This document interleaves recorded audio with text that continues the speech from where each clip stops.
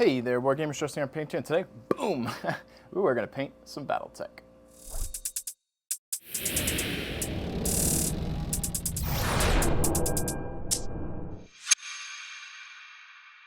I'd like to welcome you guys back to the channel. If you're new here, please alpha strike that like and subscribe button. And if you're a returning viewer, thank you so much for having my back. Appreciate you having my six. Thank you for being an awesome lance mate, star mate, whatever the case may be for you. I appreciate you being here to help support what I do. That said, today we are going to be working on a Game of Armor Combat 40th Anniversary Edition Awesome here, and bear with me as we get set up. My goal is to have him painted and looking pretty good and using the box art here as a reference. Let's get a little zoom out. There we go. And beautiful artwork here that I believe was done by Anthony Scroggins, Shimmering Sword on DeviantArt. Really good artwork. So we're going to try and reasonably do something like what we have here, but on this guy. So we're going to be trying to do a tutorial. Now, if you guys have saw the videos I did when I tackled the unboxing for this, I said I was going to paint all of these and give this box away. This one is the one that's going to be the tutorial mini and the one that gets a little extra oomph in terms of trying to make it look good. Before we get started today, I'd like to give a big shout out to Fortress Miniatures and Games for sponsoring the channel. If you're looking for anything or everything Battletech related and some of your hobby painting needs, make sure you check Bobby out over at Fortress. Big sponsor of the channel, helps me do what I do. In addition to that, I'd like to give a big shout out to everyone over at Patreon. It's helping do that little extra to help support what I do. Without you guys and Fortress's contributions, I wouldn't be able to continue making these videos, and I appreciate all of the support. As we get started here today, I've already got this guy prepped. We have red undercoat, white from the top. Now, you might wonder why we're doing that if we're going to be spraying green. And that's because when you spray green over red, you tend to get this nice kind of brown color. So we're going to be utilizing that red to help push our natural shadows. Now, for our colors, or for the red, for the color red, I started with this from Army Painter using the speed paints via an airbrush. One of the things I'm trying to do is do this stuff very quickly, and to see what I can do to get a fast paint job quick for you guys using speed paints that you may already have purchased and make it to where you don't have to spend forever slaving over your minis. So to that endeavor, we're trying to use the speed paints, and then we'll come in with some hand paints and stuff like that, so traditional acrylics afterwards to detail. But for the base coating, airbrushing using the speed paints is a really good method. So for the green, we're going to be using Algae Green from the Army Painter Speed Paints. This is the 2.0s, I believe. This is just what I grabbed to use. And you could use whatever relevant green from the 1.0 is that you like, or you could use a GW contrast paint through an airbrush. It'll do the same thing. Just find one that is a shade that you like. You can use a little bit of the medium to thin this down because I want to be able to put thin coats over the top. And then as we progress through this video, we will also be doing decals. I've got some Star League decals I printed at work, and we've got some numbers to match the yellow on black numbers that were on the front of the box on his knee. We also got some checker pattern and stuff like that, which will look really nice. So with that said, let's go ahead and get started here. And we'll get this stuff loaded up in airbrush and start spraying our green color on top of the red. So as we begin spraying here, we want to make sure we're really focusing on getting the red coverage, with the white from the top being the secondary thing we can worry about. We'll probably come in with a little bit of white spray from the top after this just to bring the brightness back up, and then we can do a layer of this over the top. The big deal here is we just want to make sure we're getting coverage over that red so we're getting the shadows tackled. So we're going to do light passes. Can always come back and add another coat. Make sure we get good coverage.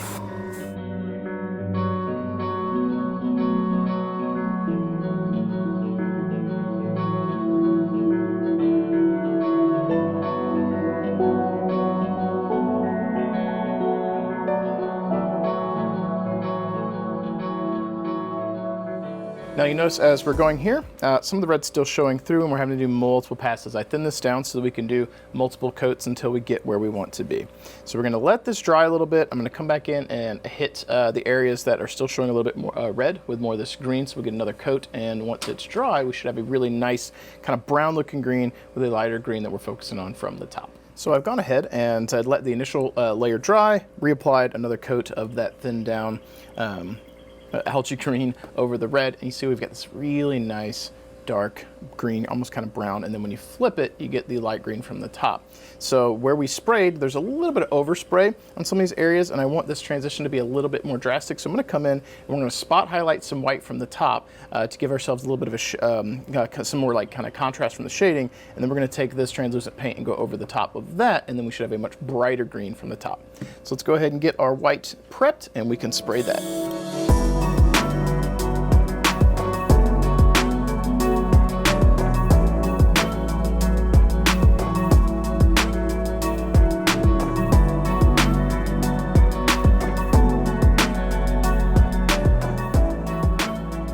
So you notice we kept our angle consistent, so we're spraying the white from the top, which leaves all the dark green in our shadows. So now we're going to swap back over to that algae green, thin it down just a little bit, and spray it through an airbrush from the top. So we've got this green loaded up. We're going to go ahead and start putting our coat over the top.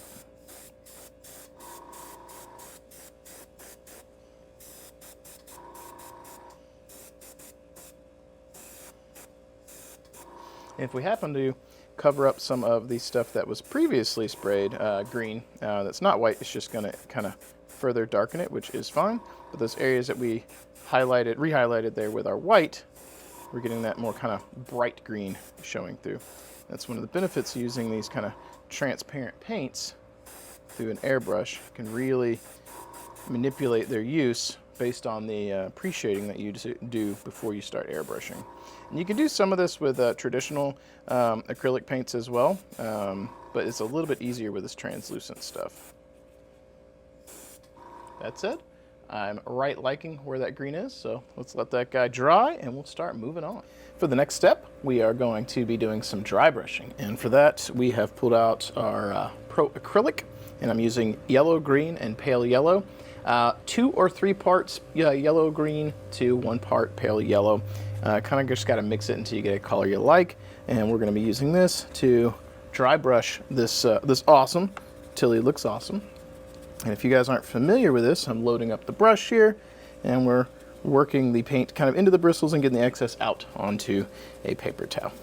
And usually what I'll do is test on the back of my hand. The gloves don't show as much, but to get excess off and see if I'm getting streaks. And then once I'm not getting streaks, we'll start coming into the model. So for this, we're going to be trying to kind of hit the edges here, cheat our way into some edge highlights. And these Masterclass dry brushes from Army Painter are my favorite. They are very affordable and very efficient at what they do. And especially with these Battletech minis that have some nice crisp edges for the dry brush to hit, works out really, really nice.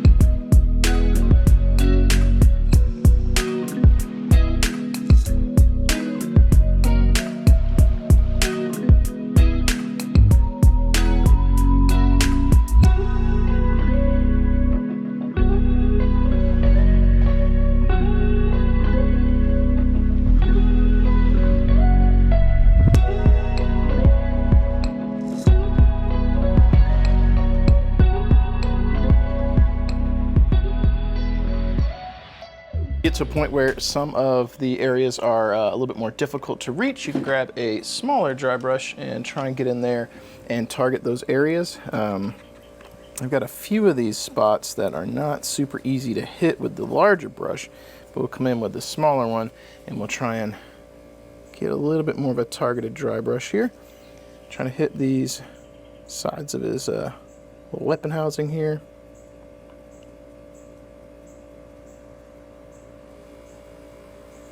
And if you find that you hit this with a dry brush that's a little too bright, you can always come back in later, which I do this very often with the initial color, in this case that algae green, and give yourself a really light glaze over the top.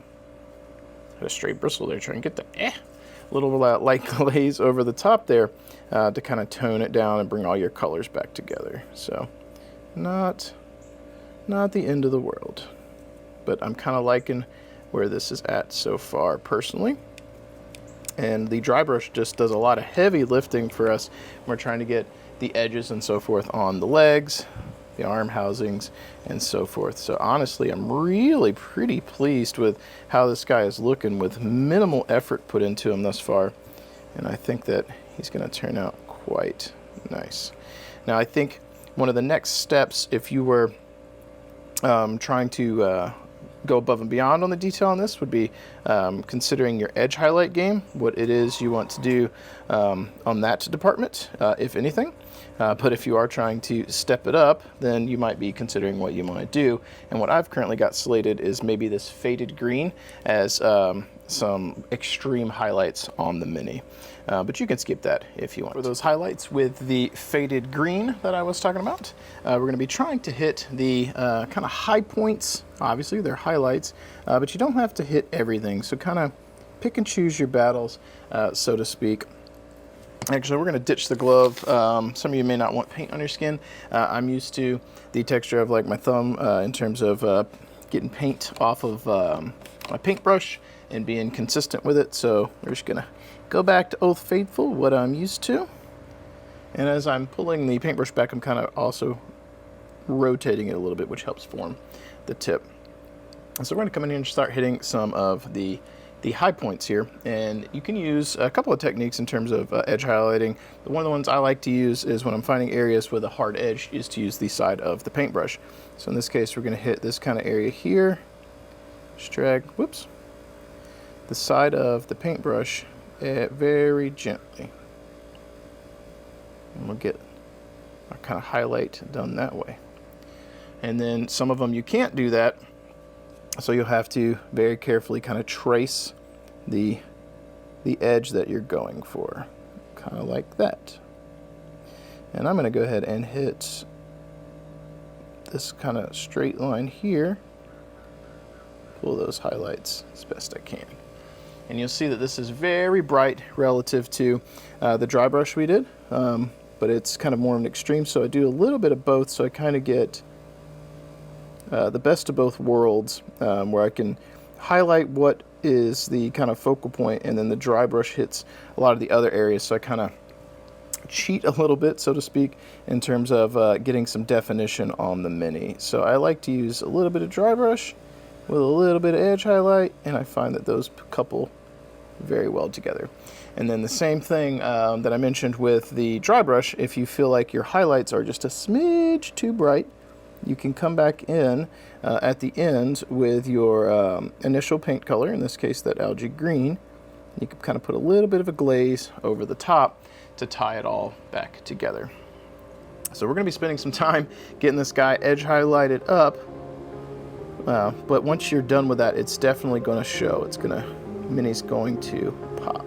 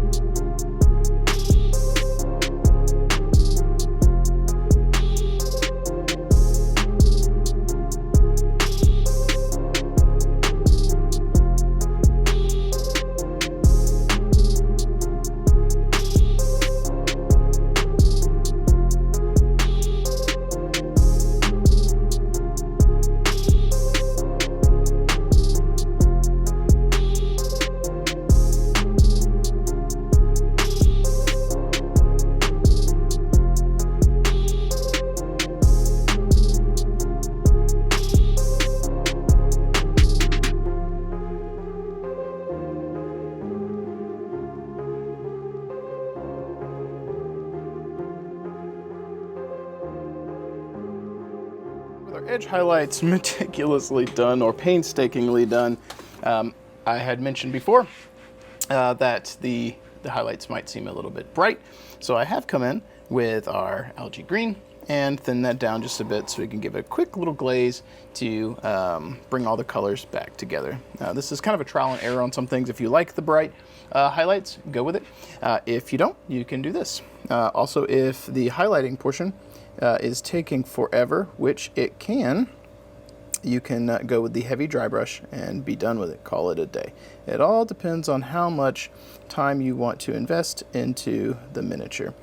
And for me, for this one, I'm going and doing a little bit extra because it's going to be like the poster child for the giveaway, and I want him to look really nice, and also kind of walk you guys through some of the different steps that I go through when I am determining what the level or degree that the project is going to be.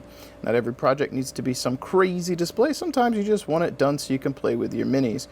So giving you guys the tools to kind of determine what is going to work best for you, I think is probably the best course of action. So showing you guys me working on doing some highlights, and then what I do if I'm not 100% pleased, I think, is adding those tools to your painting arsenal, which is a good thing.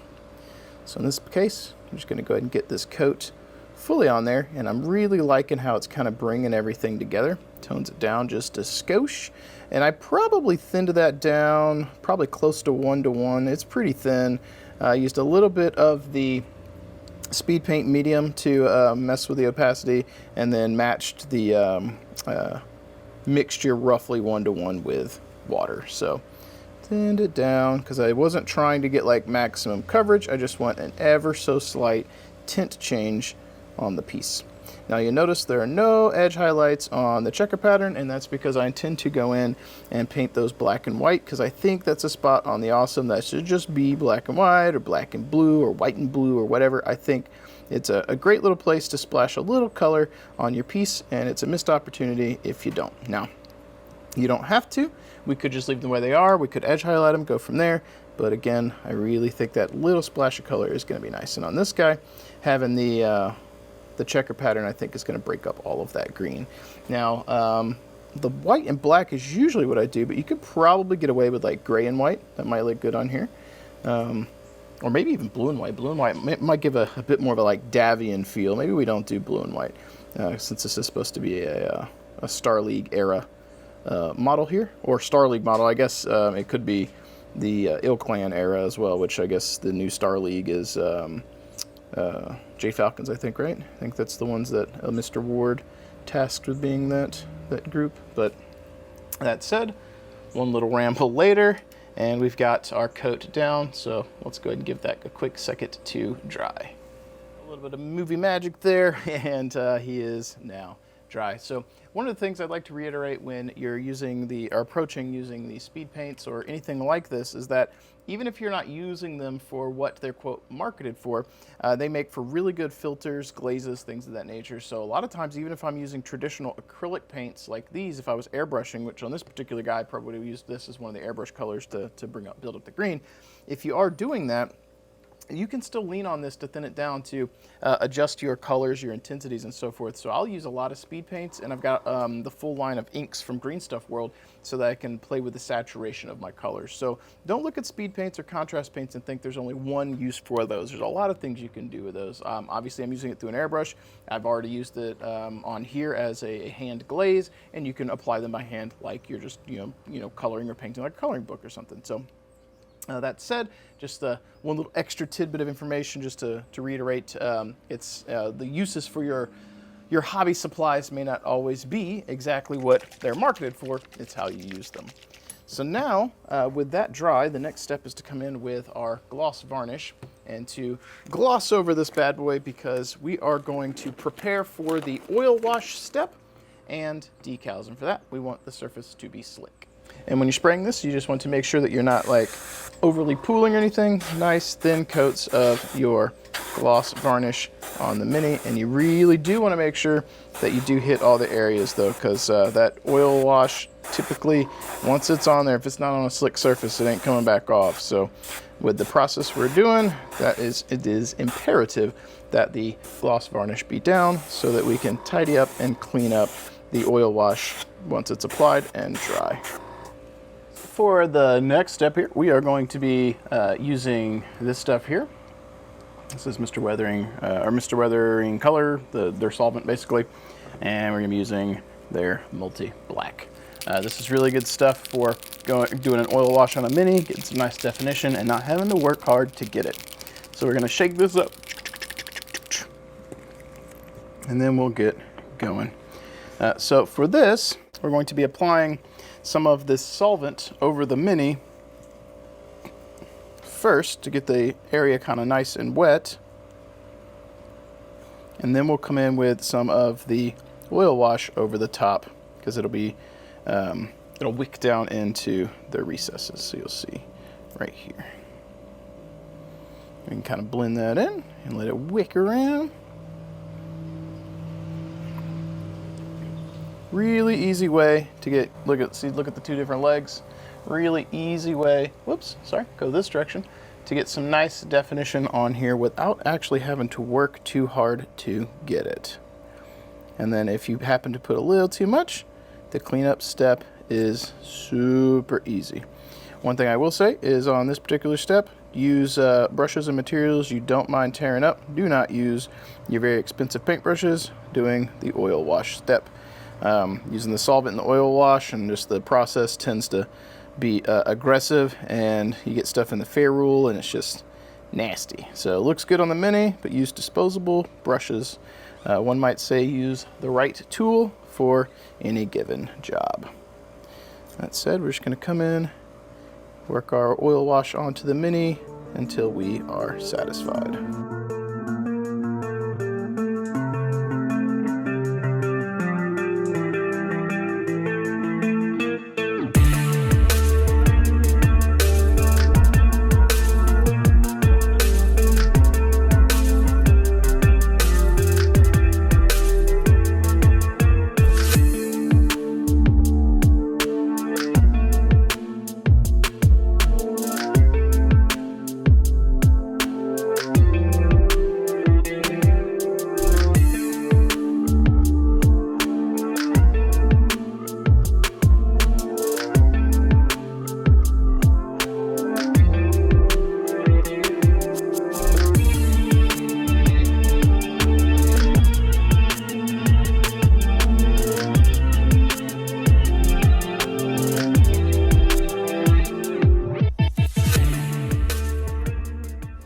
When the oil wash is dry, it's time to come in with some little like foam applicators or cleaning sponge type things. I got these off Amazon, I believe.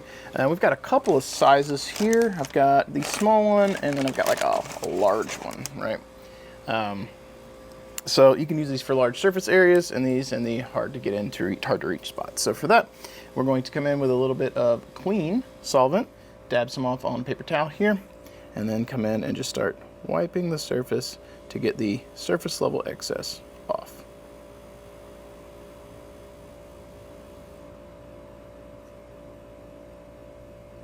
Basically what we're trying to do is leave stuff in the crevices and clean off the top.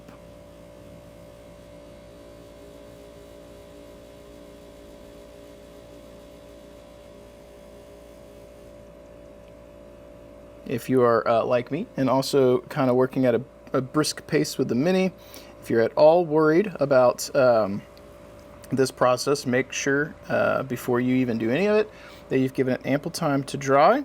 And if you're worried, just be very gentle here. You don't want to scratch up your paint or pull up the clear coat or anything like that with this, which is why these foam things I'm using are pretty gentle. But if you rub vigorously in one spot with the solvent for too long, you might start to pull up your coats of paint or your varnish. So just be aware of that.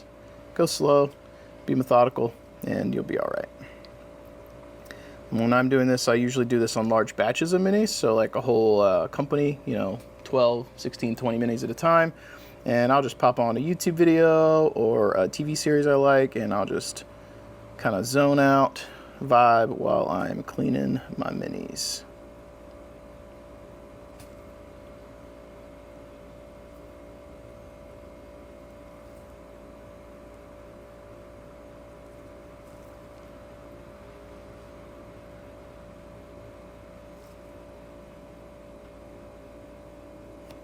once this is saturated, generally it's a good idea to start to grab another one, because then you're not, you're cleaning off more stuff, and you're not just like smearing some of the oil wash around. And once your foam sponge is kind of full, sometimes you can leave a little residue. So I'll come in and I'll clean up with a fresh one.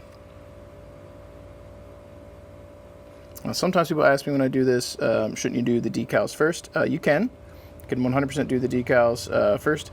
I like to do this and then the decals, so I'm not scraping over them, because sometimes you could, tear up stuff. So I'll do this first, then I'll apply varnish to the specific area that the decal is then going to go, and then I'll do the decals. So, but you could 100% do the decals before you do this, and then you could seal them as well. I just don't want to risk it. So that's why I do what I do. Though, if you were trying to get some grunge or grime over your decals, you would need to put them on first. So there is some precedence for why you might do that. Okay. The underside there.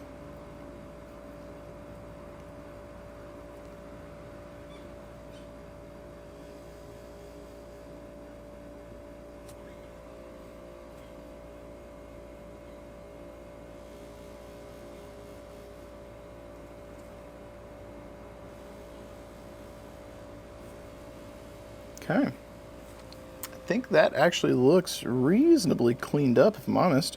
I'm so used to doing this on big batches of models, I'm not used to being finished so quickly, but I think we've pretty much got this guy where we want him to be. I'm not seeing anything super glaring that I missed. Sometimes that happens.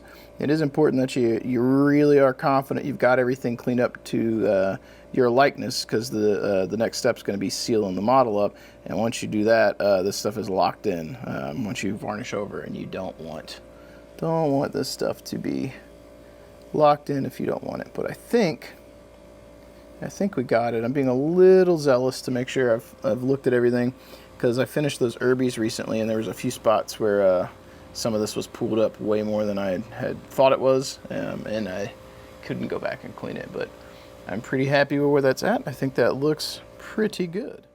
With our oil wash now cleaned up and dry, we can move on to the next step. So the surface here is already primed up for the decal application, and for that we want this nice slick surface. With us doing the oil wash first, cleaning it up, we've still got this nice slick surface for the decals to go on. If you're applying decals and you aren't using an oil wash, just make sure you have gloss down first. For the process today, we're going to be using some decals from Death Ray Designs. These are some numbered decals. I went ahead and printed out a custom sheet of decals for myself at work. We modified up a SLDF Starlink Defense Force graphic from the internet, made some checker patterns and some hazard stripes for this project. You could pick these up officially from Aries Miniatures. You could pick up these types of decals yourself from Fortress Miniatures and Games, big sponsor of the channel, if you would like.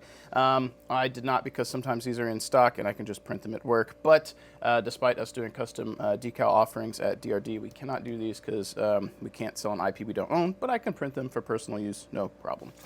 So those decals are going to be used because we're trying to match the cover of the box here. And you can see we've got some checker pattern here, hazard stripes here, number 76 here, SLDF there, checker pattern up here. Previously in this video, I mentioned maybe hand painting white there. I think we might give a shot at doing the decals. And then we can't see his left arm.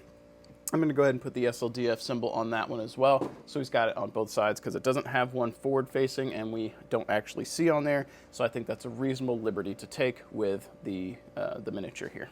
And upon further inspection, grabbing this box cover, we actually see the SLDF symbol on his left arm, and we don't see his right arm, and he's also got one on his chest. So I think it stands to reason that if we have some on the arms and on the chest of these models, we're probably in good shape. So in this case, the box art does not have one on the chest, so we will mirror that as best as possible. So for our decal application, there's a few things that we are going to want. So we're going to need micro set, micro saw. These are the bee's knees for doing decal application. We start with set, then move on to saw. So I think the way I keep it straight in my head is set to set the decal, sol to solidify the decal. That's not actually exactly what the sol, I think, stands for. I think the sol probably stands for solvent, but if you think about it that way, it might keep your process the same every time. One of the tricks that I have for decal application is I will take an old clam pack like these. This one's got some cinematic effects I print out at work. This is an empty one. But the big deal I want to tell you is if you have a clamshell pack like this, you can cut the back here off and get this nice lipped tray. Also, it means you're semi-recycling. And with that tray, you can take a piece of paper towel. In this case, I've got a shop towel. I've folded it up and we'll get that wet. So almost like a sponge. We'll let that saturate in. I'm just using some of my paint water, which is currently clean, but we're not painting during this step, so doing decals. They get that nice and moist. And what we will do is we will cut these and place them on here and let them set. In the past, I have used tweezers to hold them in water, but I find that process, or this process, is a little bit faster. So with our tweezers here, I will usually try and determine the size of the decal relative to the model. So let me zoom in here and I will give you guys an example of what I'm talking about. So I'll come in here and I'll have my tweezers and I'll usually try and kind of get a rough idea of the width of that. And then we will take this to compare to our decals. And I think this size here might be the ticket. So let's cut out 2 of these for our decal application. Now, one thing to note if you're using these or fighting piranhas, or these which are like fighting piranhas, is they are not the Games Workshop level of decal. That is, they are not silkscreen, they are not UV printed, which means that there is a film around every decal. So you're going to need to cut out around the specific decal you want, getting as close as possible without messing your decal up. So there we go. We've got one. And let's go ahead and grab number 2 here. Boop. And you don't need to be super duper precise, but the closer you get to the better, because that film, like the colored portion of the decal, is still going to need to adhere to the model. So getting close means less film that has to adhere to the mini. And when you're thinking about this visually, or to visualize this process, think of trying to take a piece of paper and covering like a baseball, right? Here's a fist, and you're trying to take a piece of paper and cover. When you go to, like my knuckles are spreading, the paper doesn't go flush, right? So the more you get it to where it can contour to this, the better. So by cutting that decal down, the shape is such that like the areas can kind of cover a little bit easier because there's less of like the giant rectangle that has to cover, if that makes sense. And it's also where these come into play because they will help us make that solidify around the model or conform. We've made that easier because they're not giant squares at this point. The closer we get, the less areas that have to conform. So we're going to take these, we're going to just transfer them to our palette of water and let them sit there for a couple minutes. And once they are saturated or once they are saturated with water, we'll be able to slide them around and then transfer them to our mini. With that said, we're going to let that sit, and I'm going to go ahead and cut the rest of the decals that we want.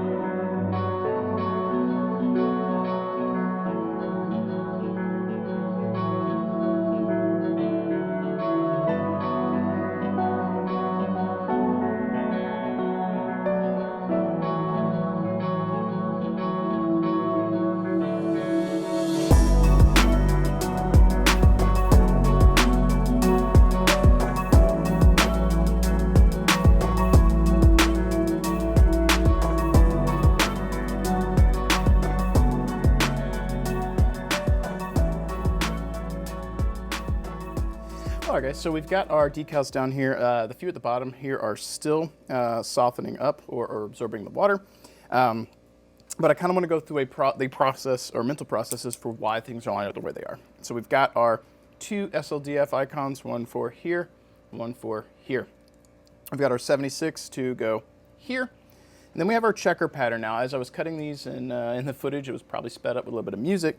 But these on the box art appear to be mirrored. So this one is on the bottom left, this one's on the bottom right, which because the checker pattern we're cutting all is uniform on the sheet, I had to take one and then flip it like this, right? Flip it around 90 degrees, or 180 degrees rather, so that the checker pattern rotated and it would flow the same way, because they're mirrored, right? So one side's supposed to look like it's mirrored over on the other. So whatever is here needs to just go whoop, like that.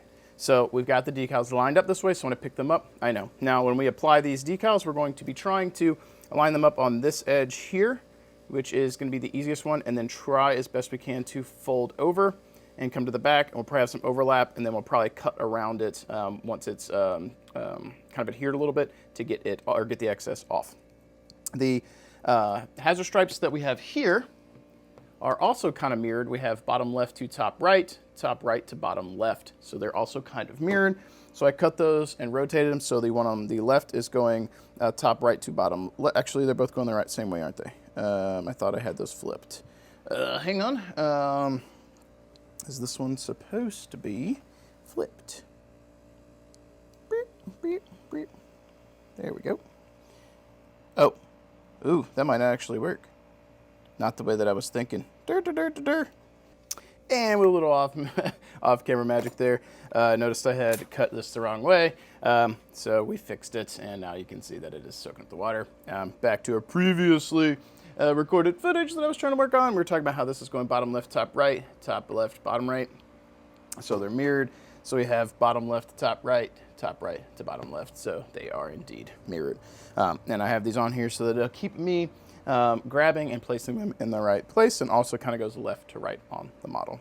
So I'll give these a moment to saturate the water, and then we'll be good to go to start putting them on the model. So once these have saturated water, one of the things we want to do to verify that they are good to go is to take our paintbrush and just kind of poke and prod one a little bit and see if the decal slides off. That one did, so it is good to go. We'll start off by working on the left side of the model here, and we'll apply the decal to his shoulder. So we're going to get our micro set open up and ready to go. Quick tip when putting your paintbrush in, the ferrule here can sometimes catch the lip right here. Right, it's kind of catching. And sometimes when you're dipping, it'll pick this up and drop it. And I've spilt many a bottle of this doing that, so be careful. So first thing we're going to do, dip this in. And if you're holding it, that's fine. If you're putting it on your desk and doing this, that's when that little grippy happens. So we will go ahead and get the surface prepped with a little bit of that. Don't want it super soppy, but you definitely want that surface wet. We'll come in with our tweezers. We're gonna carefully pick this up, and we've slid it a little bit off of the transfer paper, so that gives us something to grip on that's something other than the decal.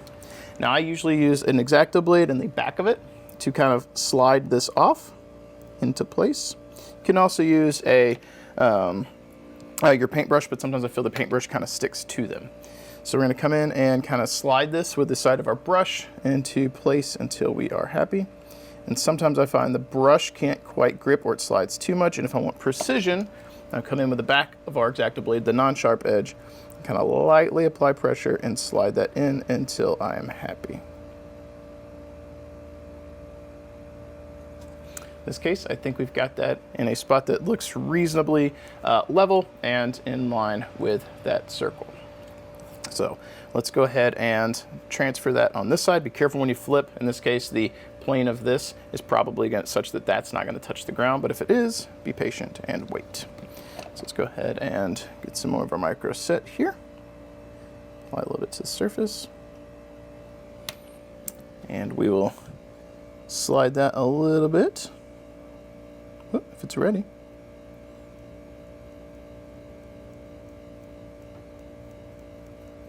There it goes. Use our tweezers to get a little bit of the transfer film. Whoops. That happens too. Sometimes I don't get a lot of the meat, so to speak, of the transfer film with the tweezers. Just be careful. This is also why it's good to have extra decals on hand, because sometimes this will happen. Slide that. Whoop. All right, paintbrush is struggling, so we're just going to rotate that in place. Try and get that as level as possible. And looks like we got a little bit of paper towel residue, so we'll just get that off with our finger and slide her back into place.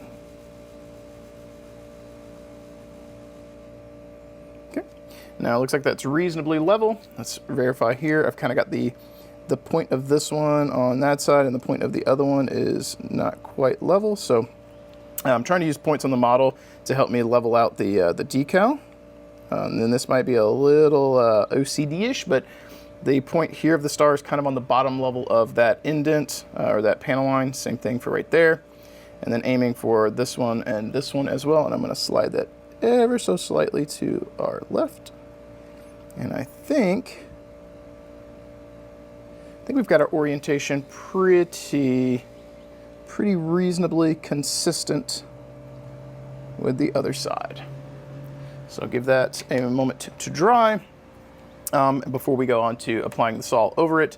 This needs to be fully set down, otherwise the sol will just move it. What we want is the set to set it, let it dry, and it will adhere to the model. Come in with layers of micro sol to soften it so it really just conforms to the edges. Next up, we will come in and let's start applying the 76, the hazard stripes, and the checker pattern.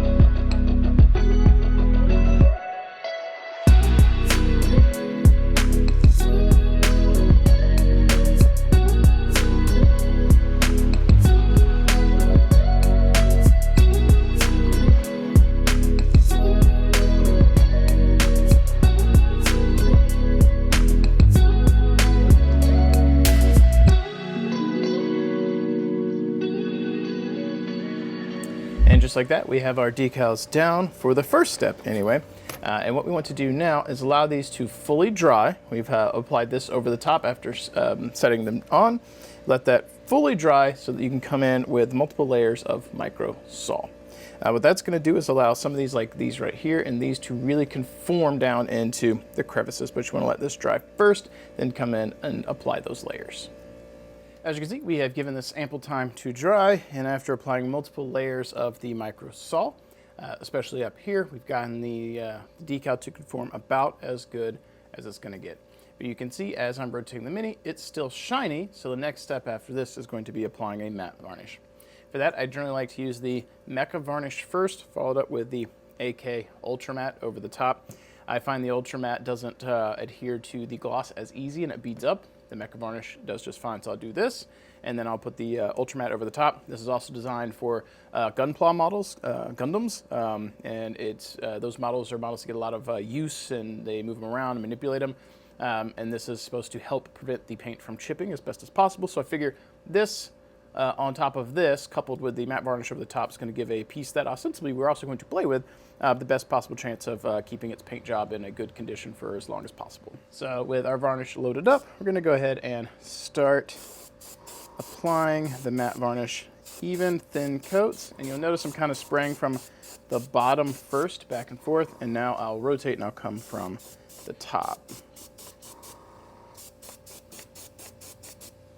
And we'll let that dry. It looks a little hazy or white, so to speak, right now, but when that dries, he will. And you can see when that first layer is dry, it's really knocked down that sheen pretty good, but it's still got a little bit of a shine to it, almost like a semi-gloss. It is definitely matte in person, but you can see the shine when you rotate it in the light, but not nearly as bad as it was when I had the gloss. That is why. Another reason why I come in with this Ultra Matte afterwards and give him a final coat to really dull him down. I really, really like the Ultra Matte's finish. Once I discovered that, I never looked back. It's something that I use with great consistency. So this stuff is very, very thin, so even coats. You can always come back in and apply more if you feel like you missed anything. And with our Ultra Matte varnish down, now you can really see that difference as we start to rotate the Mini under the same light and roughly the same angle. You're not getting that same reflection or sheen. So that is exactly what we want. He is nice and matte. We're getting the full color and the view of it. And again, the Mecha Varnish to give us a foundation for the Ultra Matte to go on top of. We also get the protection that this provides based on what it's generally used for, and we get the nice knockdown of that sheen with the Ultra Matte, and there we go. That said, with the Ultra Matte now applied, we'll give this some time to really set, because I just hit it with the hair dryer to speed it up quickly so I could do some filming here.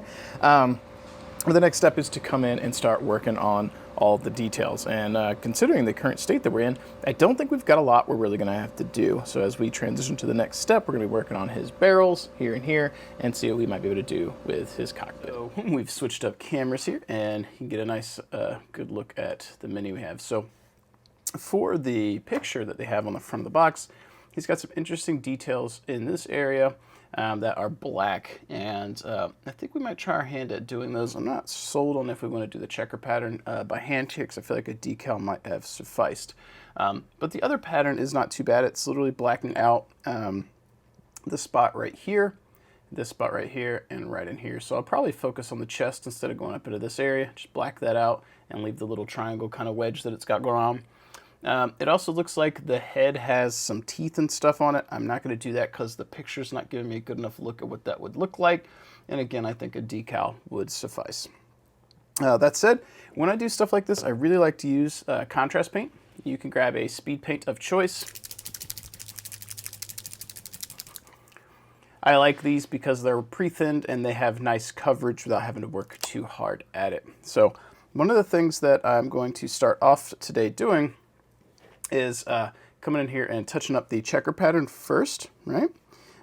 So we applied, our decals and our microset microsol, and we got into the recesses as best we can, but we can still see some of these aren't quite as dark as we want. They weren't quite down into the recesses, so I'm going to black out as best we can the recess there, because it's really going to make our decals pop. And unfortunately, the in-between panels here that I'm targeting were just very shallow, so the decal didn't get super deep in there, whereas on the other ones it was able to, which is why you get you see a difference in the recess depth and color.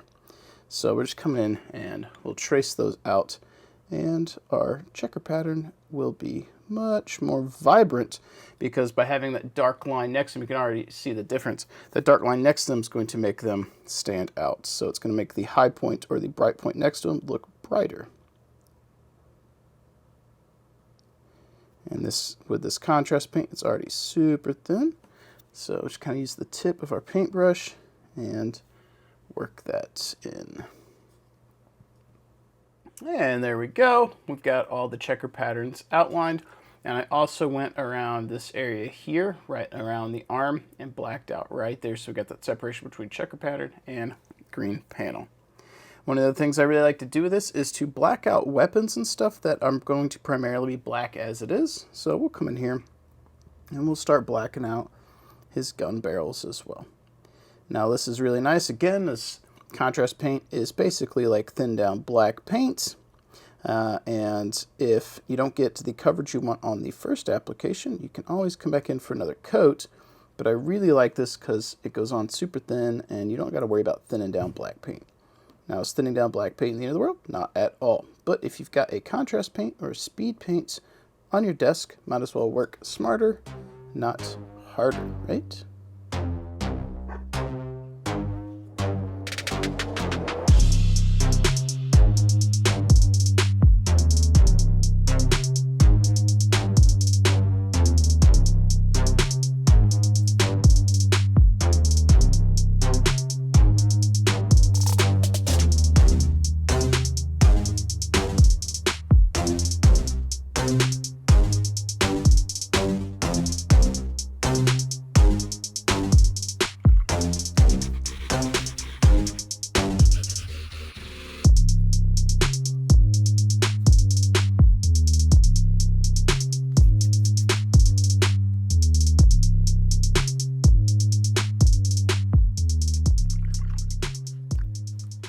So we've gone ahead and blacked out our weapons. Now we're going to come in here and see if we can't get this pattern going that is in the artwork.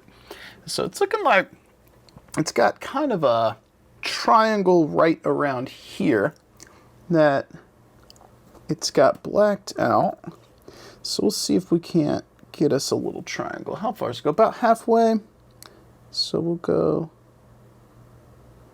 about like that. Okay. Try our best to fill that in and not look ridiculous.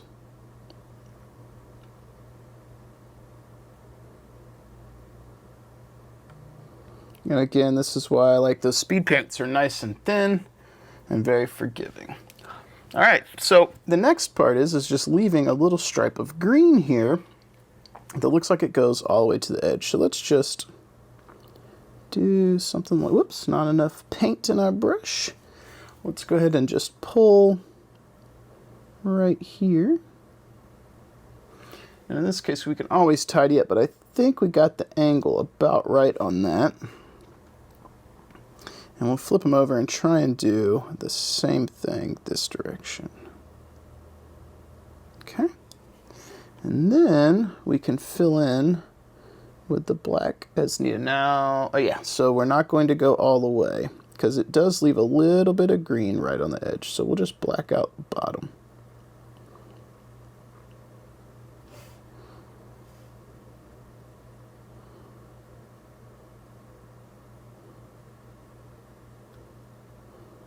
Okay, we'll do the same thing up here.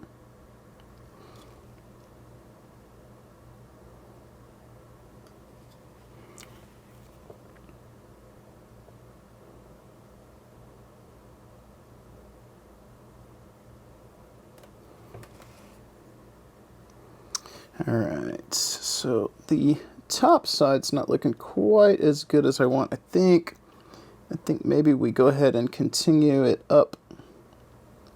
I know before we said we might skip that, but I think that's going to actually give us a better visual if we go ahead and fill this in.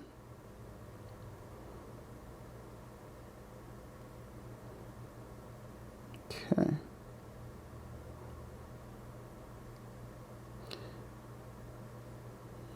Okay. And we're going to put a line right down there just to tidy that up. Okay. So we've kind of got that like sideways kind of triangle thing going on that they have, and I feel like the bottom one is not quite intense enough. So let's just tidy that up a little bit. All right, and again, when you're doing this, you can start small and kind of work the edge up as you want, you know, get that tighter. And then it looks like everything below here is blacked out, so we'll black that out.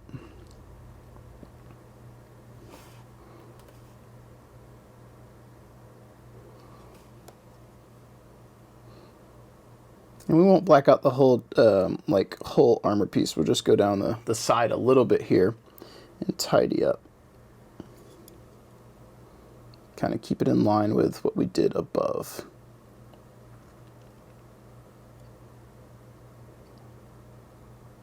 Okay, and then it looks like his kind of cod piece here also has this one side blacked out, so we'll black that out as well. And once we get this blacked out, there are a few ways you could tackle detailing it.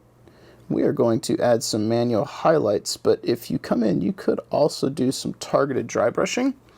But I think for today, we'll just do some highlights by hand.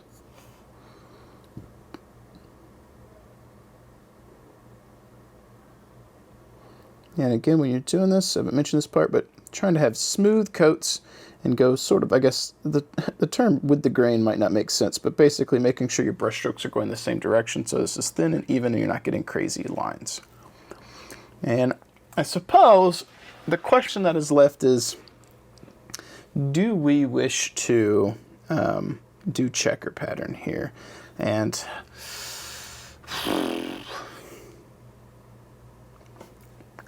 I feel like I would be doing a disservice to the channel if we don't at least try. So we'll come in with our smaller paintbrush here, and we'll take an eyeball at what's going on. Looks like the middle one, which is the one we're going to aim at, is got a top left black, bottom right black, and then a black in the right side. So let's just cut this into like 6 squares, so to speak. So we'll do a line down the middle, and then we'll do a line. Oop. Okay, we're going to use that triangle as a reference point. So we'll do a line here and a line here. So now we have 6 squares, and we're going to do top left, bottom left, and middle right. Go ahead and fill those in.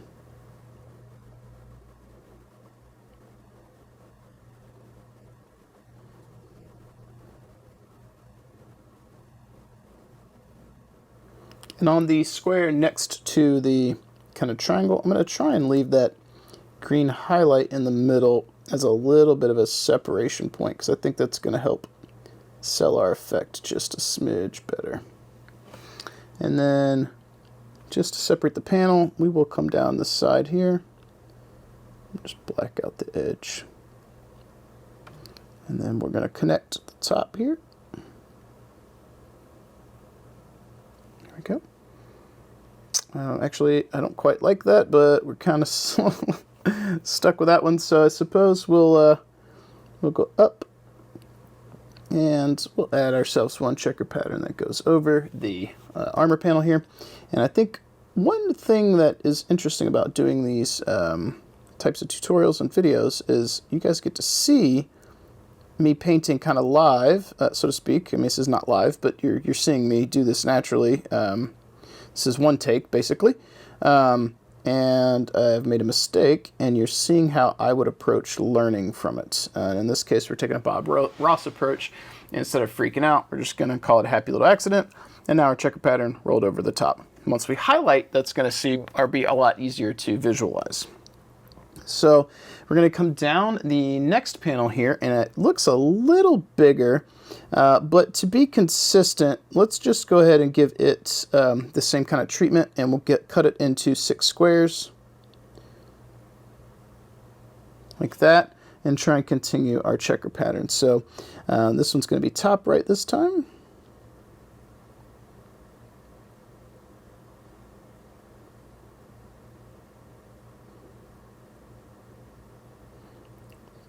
Middle left, and then we'll hit the bottom right.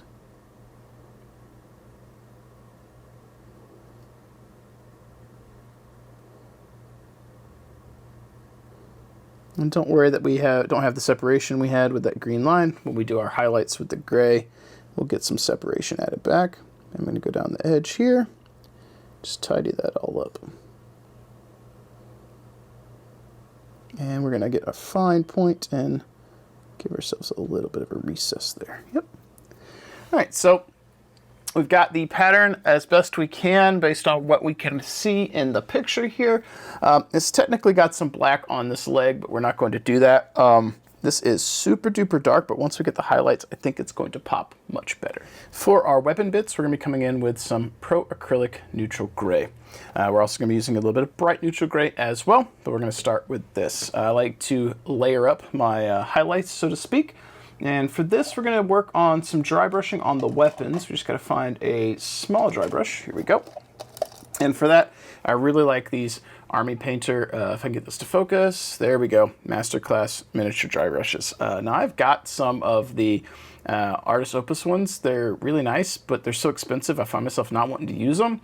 These are affordable enough that I feel like I get my money's worth out of them, and if I tear them up, I'm not afraid to replace them. Those Artist Opus ones are good, but they're so expensive, and I don't want to use them, and then that feels bad if the tool's too nice to use. So be that as it may, make the decisions that work for you and your hobby budget. For me, this is what we're going to use today. And my bottle of neutral gray is running low, and I need to order another bottle from Fortress Music Games. I just haven't got around to it. In the meantime, we're scraping the inside of the bottle. So for dry brushing, you guys may or may not be familiar, but we're going to come in here and work out the paint in our brush until there's almost nothing. And then we'll come over on our hands, check our thumb, almost done coming off. So let's come over here and start working some dry brush.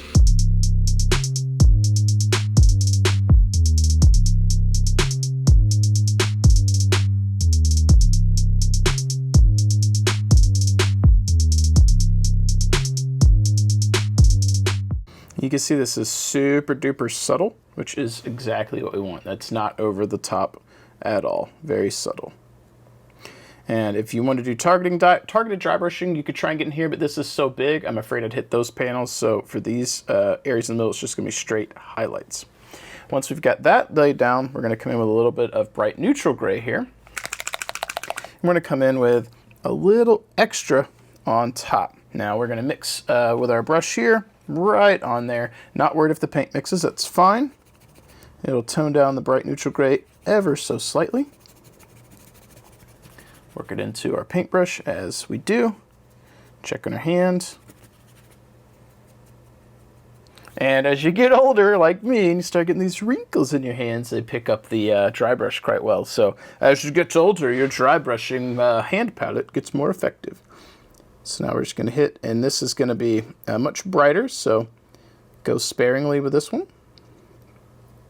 This is supposed to be more of your extreme highlight.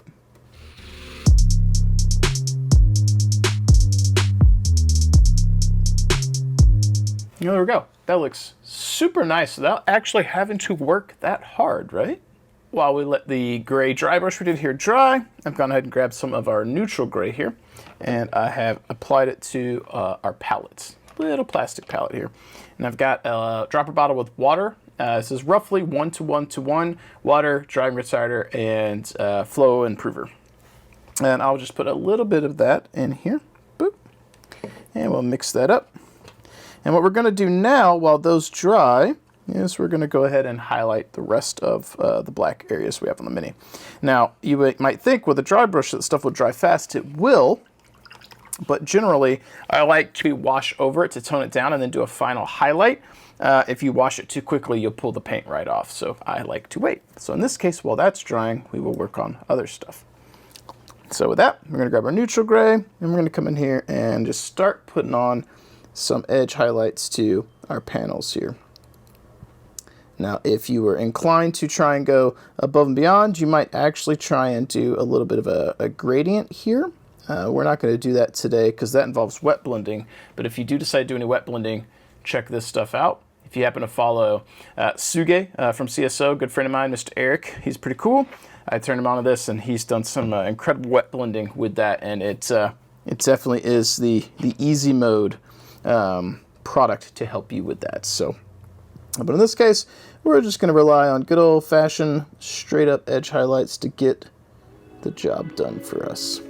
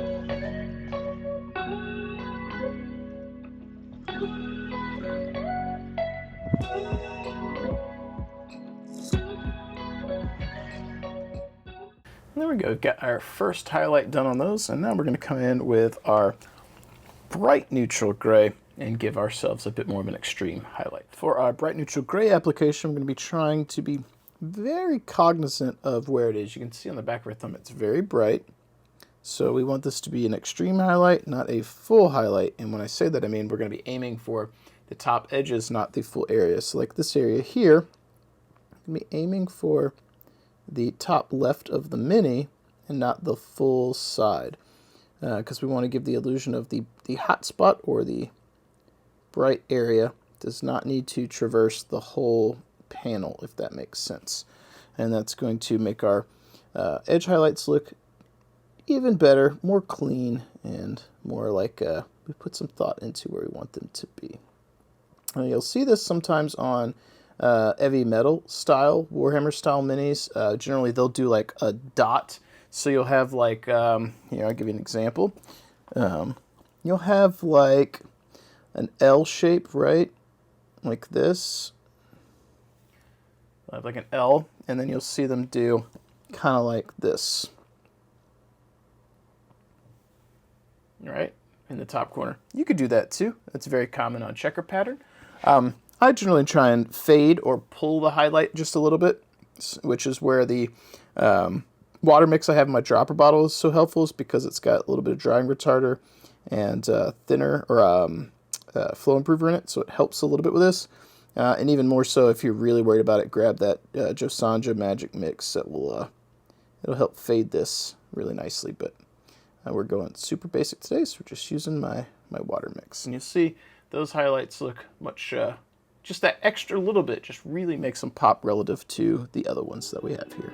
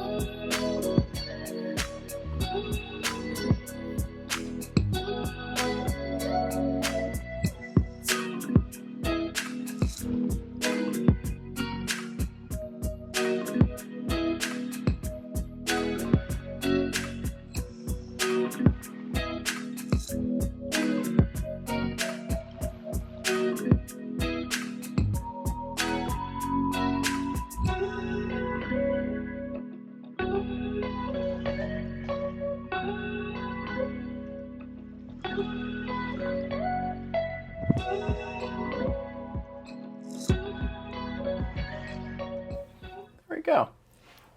Pretty happy with that. Let me come in and hit some of these spots here on the dry brush as well. So now you've been exposed to a couple of techniques. Dry brush was not going to work here. Here it did work. But we'll come in and we'll do some spot highlights on that dry brushed area too, just to really make it pop.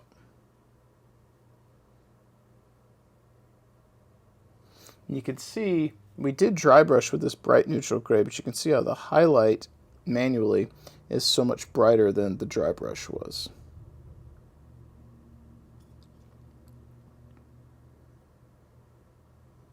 We're able to have a little bit more control over specifically where it goes, where the dry brush was limited basically on the kind of depth of the panels that it was hitting.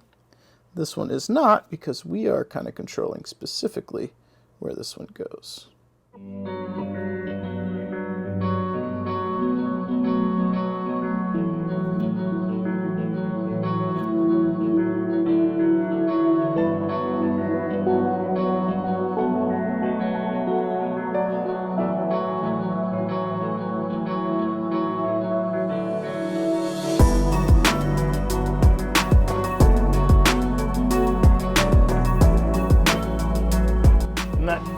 Extra little oomph there, all we really needed. It really starts to take it to the next kind of level.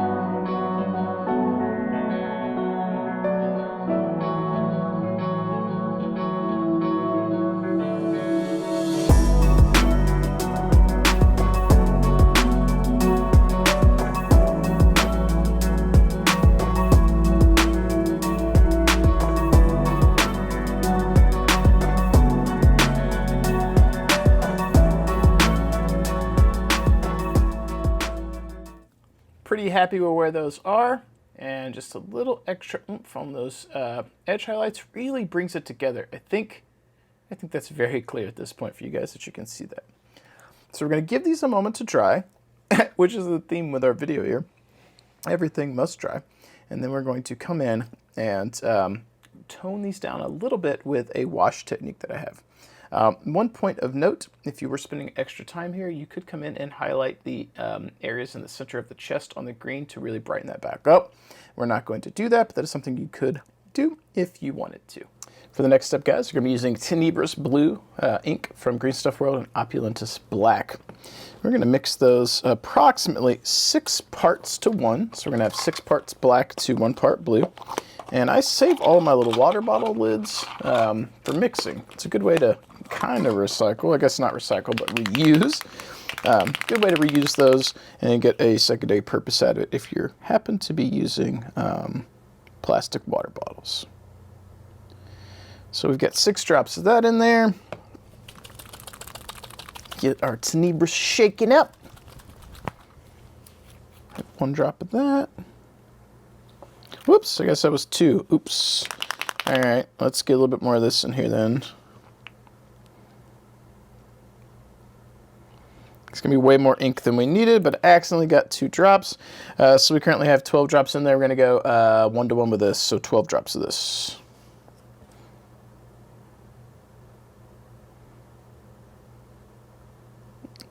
We're going to give it a mix and then see how we feel. All right, so I'll usually use my palette here, grab some of this and smear it across something light to see how dark it is. And I think that's probably okay. I'll also use my palette and prop it up so it pools down here in the bottom.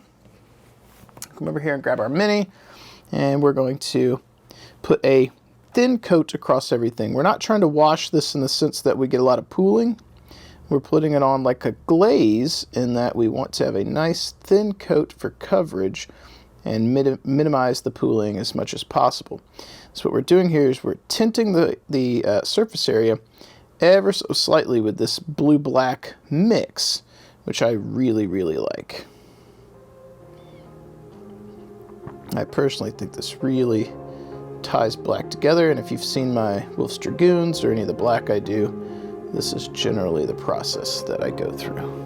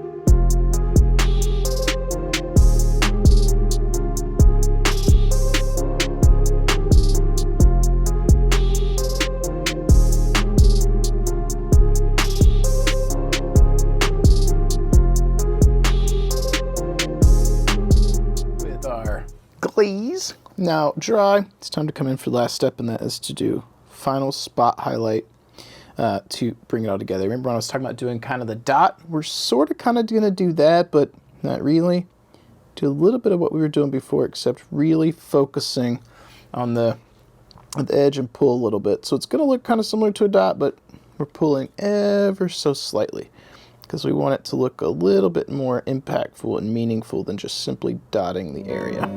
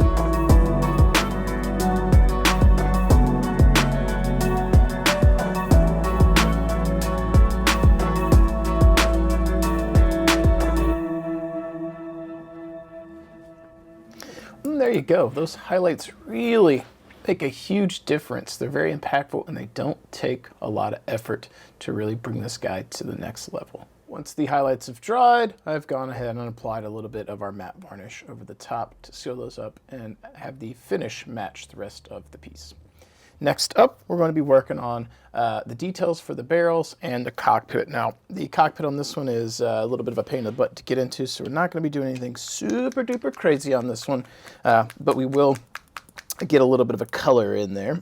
Start out, we're going to be grabbing our white from Pro Acrylic, Bold Titanium White, and this stuff is pretty dense, so I'm going to be thinning this down so that we can apply some to our mini here. So, using our handy dandy droplets, boop, boop, boop. You guys can't see that because I'm zoomed out, but you don't want to see me mix paint, do you? I guess you might want to see me mix paint. Dun, dun, dun, dun, dun. We're mixing paint and mixing paint. Yeah, back to the mini because that's the important part, right? All right, so much like with the highlights on this, we're going to be doing similar things with the white. So in particular, let's come in here and we're going to dot as best we can the center of his guns. So with a nice bright white dot. And then in the kind of center of this edge highlight we got, this little crescent, we're going to come in here and get a little bit of white on that too.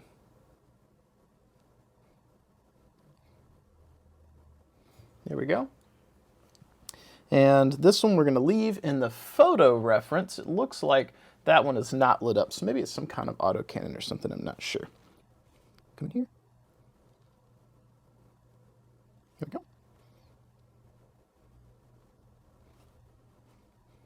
And then same story, we're going to come through here and get a little bit of white on that crescent. There we go. All right. While that dries, we're going to come in and we're going to try and white out as best we can part of this cockpit here, which it's not easily visible, so do the best you can, and we're probably going to be doing some tidying up anyway, so don't stress. Except do stress if you hit this part. Clean that off.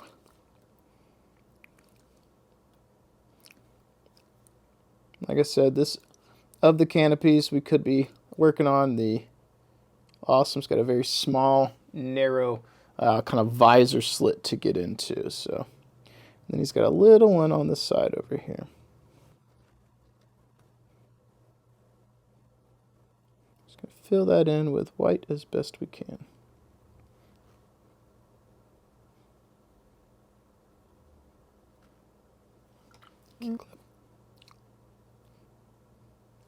All right, so we've got that whited out, and we've overlapped a little bit of the edge here. We can come back in and black out that bar. It's supposed to be green, but I think if we black that out, we're probably okay. It's just going to look like a support structure at that point. Anyway, we need to give that a little bit of a second to dry so that when we put paint over it, we're not smearing it and mixing it. While our cockpit's drying, we're going to come in here with some speed paints from Army Painter, and we're going to use Purple Swarm. Now, I've thinned this down roughly 1-to-1, so I had 1 drop of the paint, 1 drop of the water, and we're going to come in and add some glow effect to these weapons. Now, it's important to mention that very frequently I would generally run these as PPCs and do like a blue glow, but on this artwork from Scroggins on this one, it appears that he has a bluish purple hue, and I think the purple is going to juxtapose really nicely with the green. So we're going to grab some of this, and I'll show you when I thin it down why. When we drag it over the white here, you can kind of see what it looks like. When I did a test over some white on our palette right here, it was overly dark. So that is why I did what I did. So a little bit of brush, and we're going to fill in that area right there. Get a very subtle purple hue. You notice I kind of did the whole front end of it. So it covered some of the gray, some of the black, and the white that we carefully put down. Come over here and do the same on these.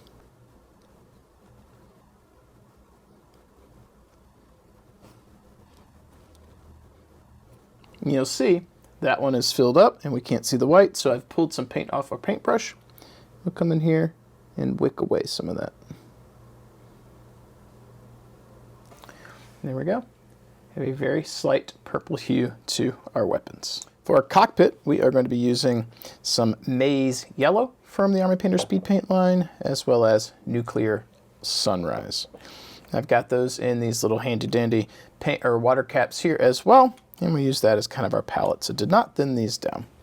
So he's got some difficult areas to get into here. The side of his cockpit is one, so we're going to do the best we can. I've got a very small brush here to work with. So we're going to start with that sunrise. I'm going to put a little bit of a dab kind of in the corner.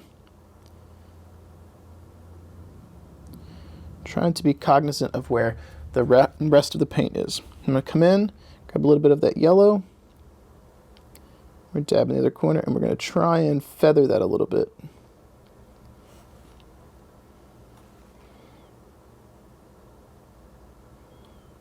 Okay. And I'm going to come back in with a little bit of that orange, and we're going to dab that top corner once again just to really darken that up.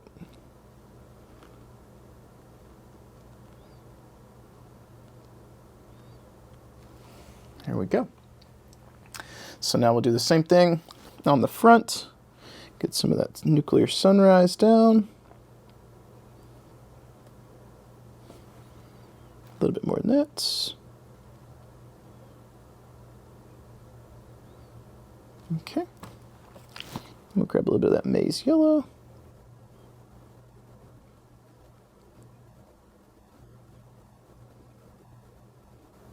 Okay. And now I'm going to grab a little bit of that Nuclear Orange. I'm going to go back up to that top corner once again. Just try and feather that out and keep that kind of orange dark spot up there.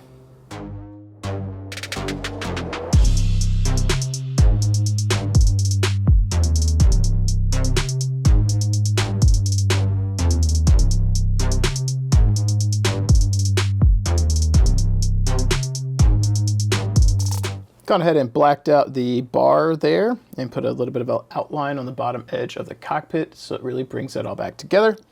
Now I've mixed up a little bit of water, smidge of that Josanja, and we're going to come in here and we're going to do tiny white dots in the center of these, a couple areas. So we'll start with the guns. We're going to kind of make them bright again, give them a hot spot. And the Josanja is ever so slightly transparent, so we still get a little hue of that purple. Okay.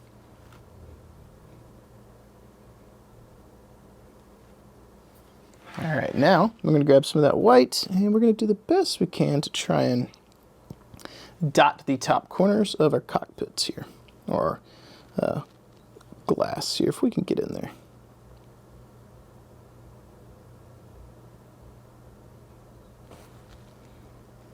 Give me a little trouble.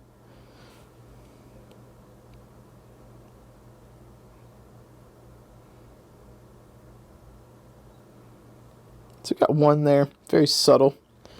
This is a small thing, but again, it's a lot easier to do on something like a Mad Cat. And see, that one was a little too intense, so while that's still wet, I'm going to come feather the bottom, tidy that up.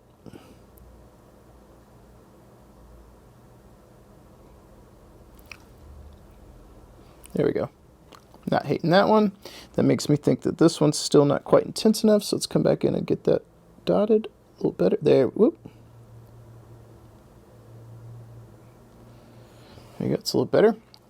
And let's see what we can do on the center portion of the cockpit, which has got a little more real estate, but not that much easier to get in on. Okay, so we got a little bit of a white dot there.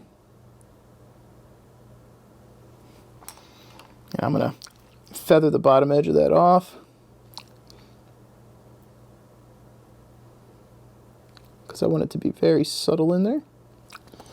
And then on this one, kind of go to the bottom edge and see if we can't get a little bit of a highlight here.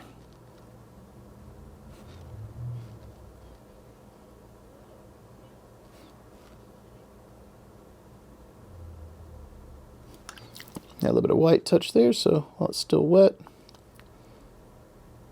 we'll sop that up.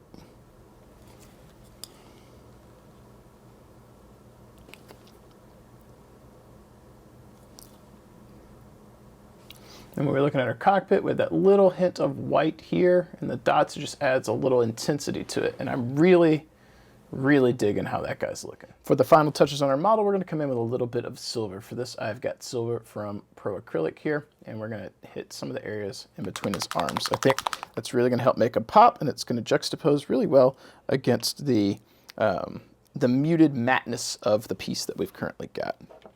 So grab a little bit of our silver, and no matter what you are doing, folks, if you are painting, please thin down your metallics.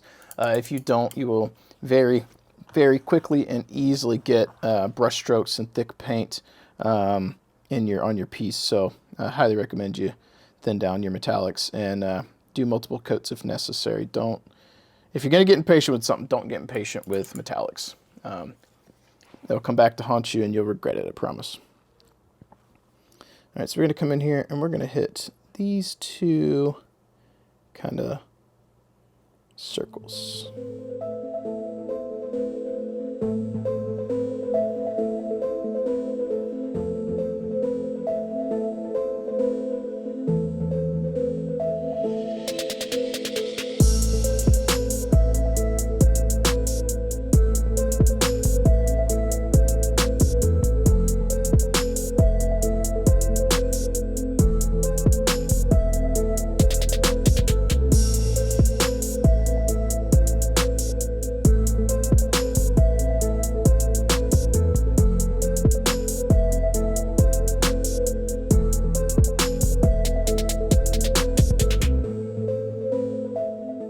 Alright, so we've got our initial layer down. Going to give that a moment to dry, and then we'll come back in with a wash. Our next step involves a little bit of liquid talent, and it's this stuff right here, Nuln Oil. Tried and true, works like a charm. We're going to come in with some of this and cover up our metallic areas here. Now this is going to dull these down quite a bit, but that's fine. That is kind of the point.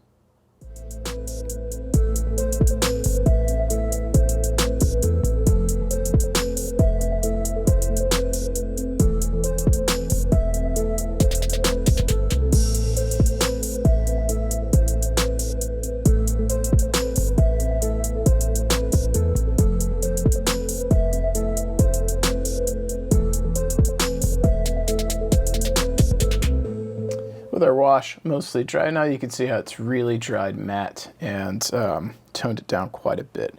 Now as for the secret sauce, we're going to come in with some of this metallic medium from Monument Hobbies. We're going to mix it, a little bit of that in with our silver. It's going to give us this really nice bright silver, because this is a very like shiny white silver kind of look. And we're going to come in and highlight the silver that we had just washed. A little bit of water in there. So this doesn't have to be rocket science. We're just going to come in and try and hit some spots with a bright highlight to make it stand out. And these are naturally going to be shinier because they don't have the wash going over them, and the wash is really muting the other silver down. So this is naturally going to stand out for us.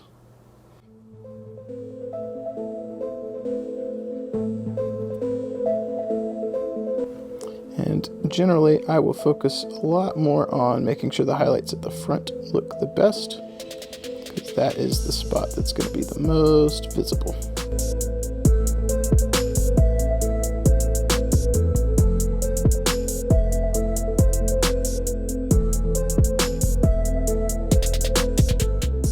You can see that really made those pop for us without much effort. And then if you're really worried about it, you can come in with a little bit of our contrast paint, the black. And you can come in and give yourselves a little bit more separation in the areas where the wash just didn't want to pool quite as strongly as we wanted. We'll just come in there, give ourselves that dark recess that we want.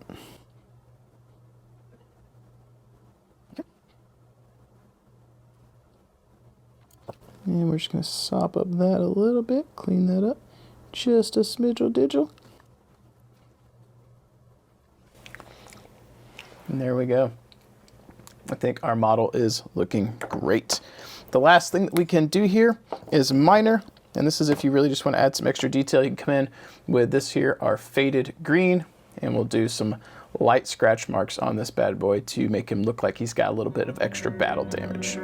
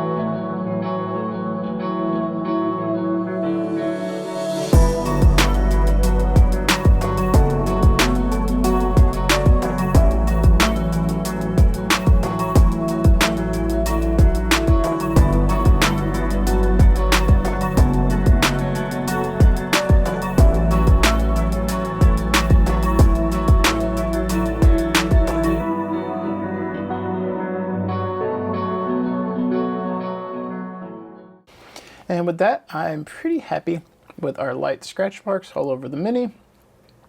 Adds a little extra detail without going over the top, I feel. The only thing left for us to do now is to work on our basing.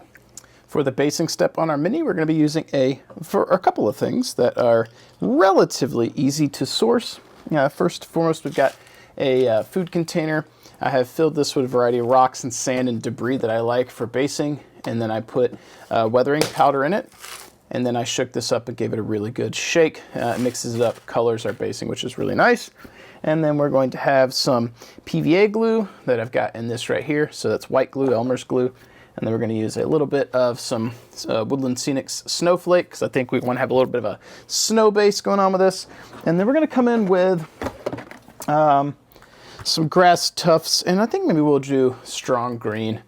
Throw a couple of those on. Big fan of the Green Stuff World tufts. So with that said, first thing we're going to do is crack our basing material open and get that ready. And one of the things I really like about using this stuff right here is that it's going to dust the mini as well. So let's go ahead and get our PVA. For this part, obviously, don't use good paintbrushes. Use something you're willing to tear up.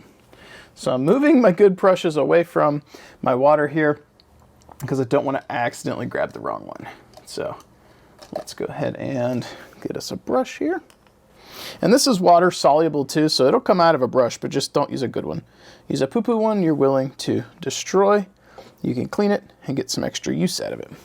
So we're going to come in here and we're going to try and get some glue on the base here, but we're going to not actually get glue like up on the legs and stuff. Get right up to the feet, and as best you can, try not to get glue on the mini. We're not trying to glue basing material to the mini, we're trying to glue it to the base.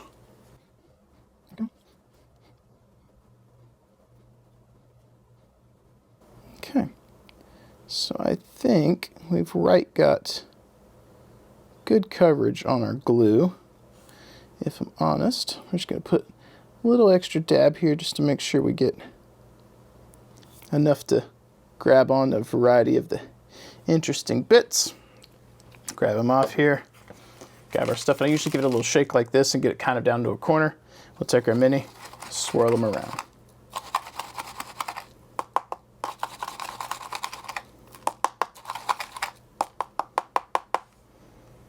You'll notice the kind of dirtied up feet. Oh, it's so simple and it looks so good. Look at that.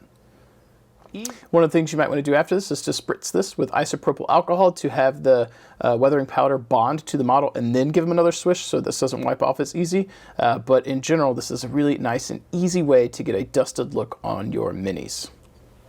Next thing we're going to do is we're going to be enhancing our basing here. And for that, we're going to add on some basing material beyond our dirt. And for that, we're going to be using some grass tufts from Green Stuff World. I really like those. Actually, that's not Green Stuff World, that's Gamer Grass. I'm sorry, Gamer's Grass. I've went ahead and selected one that I like, and I think we're going to put it right here at the front. So for that, we're going to use a little dab of super glue. Just a little dab. That was actually probably too much. We'll take this carefully, kind of get that in place. We're going to use our X-Acto blade and press that down.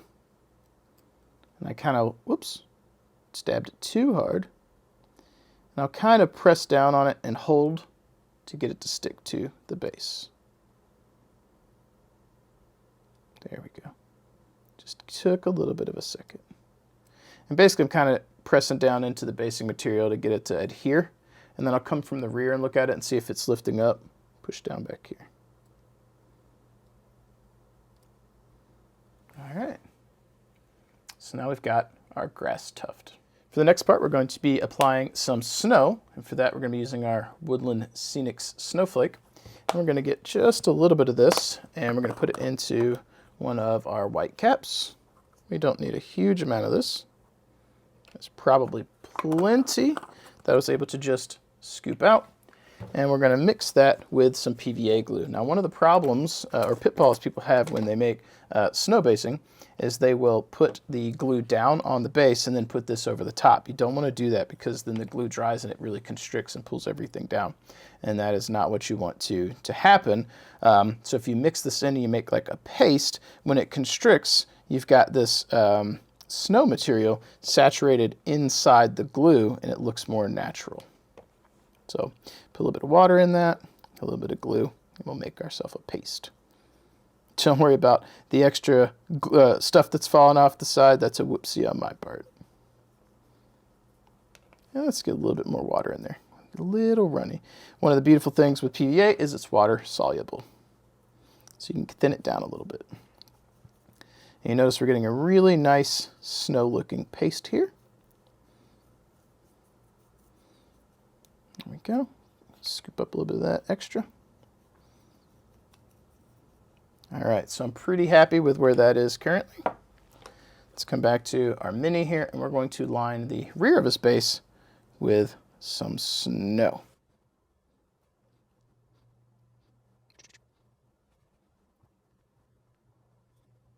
Now we're going to grab a little bit here, scoop that up. We're going to dab some on the top of the basing material here. So we want that to have a little bit of like snow kind of stuck in the grass. We want it to look like it's melting or it's fresh. Here we go. Okay, and then let's get a little bit of our water. I'm gonna push that out a little bit, get it away from his feet, pile it up a little bit.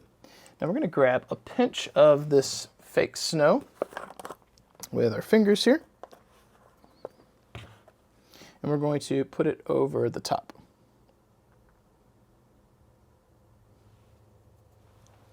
Then we'll give it a blow across the mini. I know it's a lovely sound, and you'll see how we've got snow left on the top. A little bit of debris there, and we've blown all of the excess. When that dries, it's going to look more natural than it would have if we had just put glue and then put the snow on top. And for our last step here, with the basing now drying and basically complete, we're going to come in and ring the base black, and this often takes me a couple of coats to do, but it's really going to tie the whole piece together. Now, some people will do this with a color, go the old Games Workshop route, and you can have it painted like green or something, but I prefer black. I don't hate the decals you can put on the front of them. Some people put for facings in classic Battletech. I don't hate that. But in this case, we're just going to go with standard black.